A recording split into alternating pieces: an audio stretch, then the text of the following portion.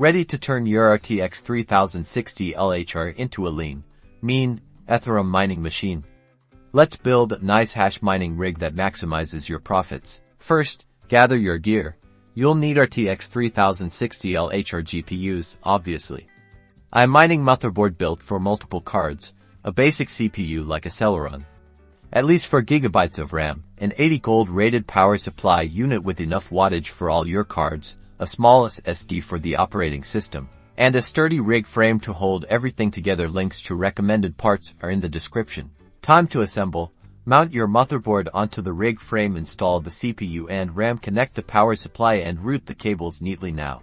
Carefully insert your RTX 3060 Lhr GPUs into the PCIe slots. Making sure they're securely locked in. Cable management is key for airflow, so tidy things up as you go.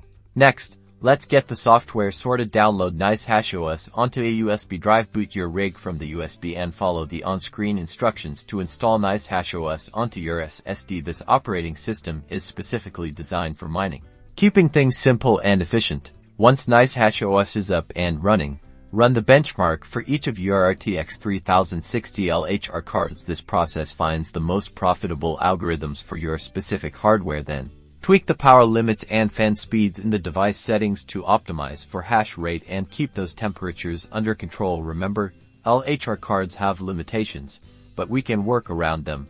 Monitor your hash rates closely. Experiment with different settings until you find the sweet spot where you're getting the best performance without overheating. Join the NiceHash community forums for tips and tricks specific to the RTX 3060 Lhr. Happy mining! Don't forget to like and subscribe for more crypto content.